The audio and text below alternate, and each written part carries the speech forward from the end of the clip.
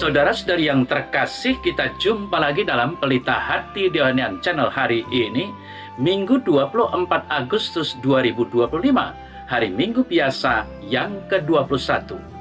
Bersama saya Romo Thomas Suratno SC dari komunitas SC Teluk Betung, Bandar Lampung, mendengar dan merenungkan sabda Tuhan, yakni firman Tuhan yang tersurat dalam Injil Lukas bab atau pasal 13 ayat 22 sampai dengan ayat 30.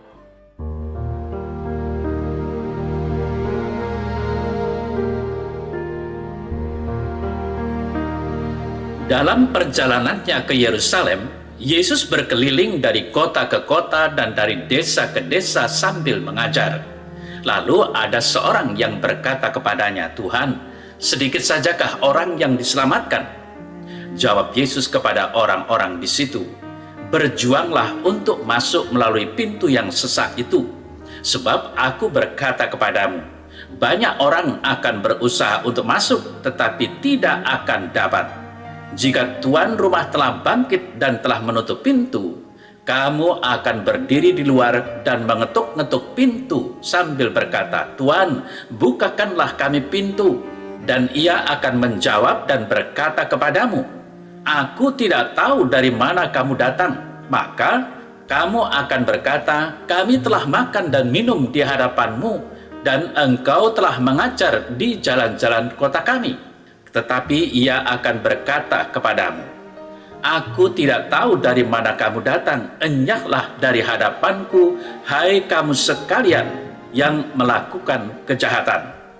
Di sanalah akan terdapat ratap dan kertak gigi, apabila kamu akan melihat Abraham dan Ishak dan Yakub dan semua nabi di dalam kerajaan Allah, tetapi kamu sendiri dicampakkan keluar.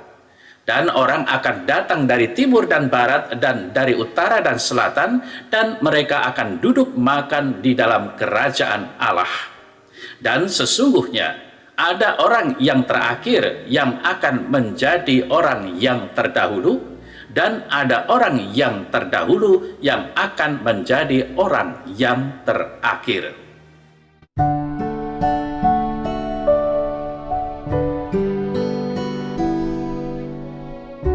Saudara-saudari yang terkasih, sedikit sajakah orang yang diselamatkan? Demikian orang bertanya kepada Yesus. Namun Tuhan Yesus memilih untuk tidak menjawab secara langsung pertanyaan itu. Sebaliknya, ia mengajarkan hal yang lebih penting, yaitu bagaimana agar kita dapat diselamatkan. Sebenarnya, pertanyaan serupa juga ditanyakan oleh orang di zaman ini, seperti, "Apakah Anda yakin Anda selamat?" Atau "Siapa sajakah orang-orang yang diselamatkan?"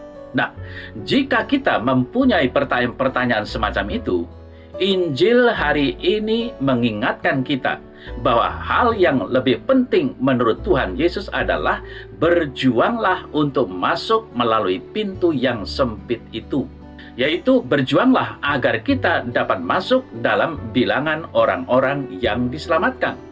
Daripada mempertanyakan sedikit atau banyaknya orang yang diselamatkan dan siapa sajakah mereka, lebih baik kita masing-masing berjuang agar pada akhirnya kita dapat diselamatkan. Sebab rahmat keselamatan yang dari Tuhan mensyaratkan kerjasama dan perjuangan dari pihak kita yang menerima rahmat itu. Perkataan Tuhan Yesus dalam Injil hari ini menjadi dasarnya, yaitu keselamatan yang kita terima oleh iman tetap harus dibuktikan dengan perjuangan, dengan perbuatan nyata yang menunjukkan iman kita. Rahmat keselamatan itu bukanlah sesuatu yang diberikan otomatis, karena asal mengucap "aku percaya" tapi tanpa perjuangan untuk mewujudkannya dalam kehidupan sehari-hari. Di sini, saudara-saudari yang terkasih, Tuhan Yesus mengajarkan bahwa iman harus dibarengi dengan kerja keras yang membuat orang dapat bertahan menghadapi berbagai cobaan dan godaan. Dengan kata lain, sebagai murid Kristus, kita harus tahan menghadapi berbagai kesulitan hidup dan penderitaan.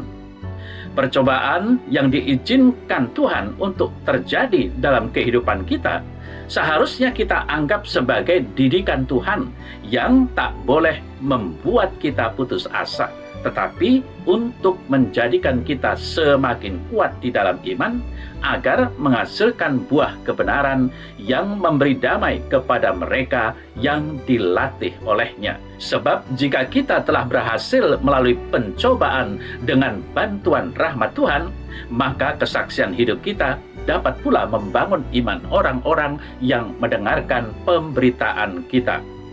Saudara saya yang terkasih, marilah kita meresapkan sabda Tuhan hari ini dan melihat bagaimana Tuhan telah hadir dan menopang kita sampai saat ini.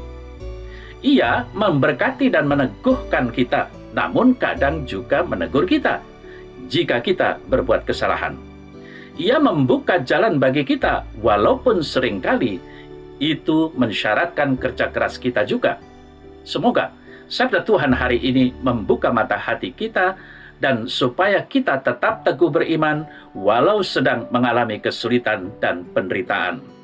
Sebab dengan demikian kita melakukan perintah Tuhan, yaitu berjuang untuk dapat masuk dalam pintu yang sesak itu yang membawa kita kepada keselamatan kekal. Dengan kesaksian dan pengharapan ini menunjukkan bahwa kita tetap setia beriman kepada Tuhan apapun keadaan kita. Sebab kita percaya Tuhan kita adalah Allah yang terlebih dulu setia kepada kita dan kesetiaannya sampai selama-lamanya. Kasih setia Tuhan yang menantikan tanggapan kesetiaan kita kepadanya. Walau di tengah kesulitan dan cobaan, itulah pesan sabda Tuhan hari ini.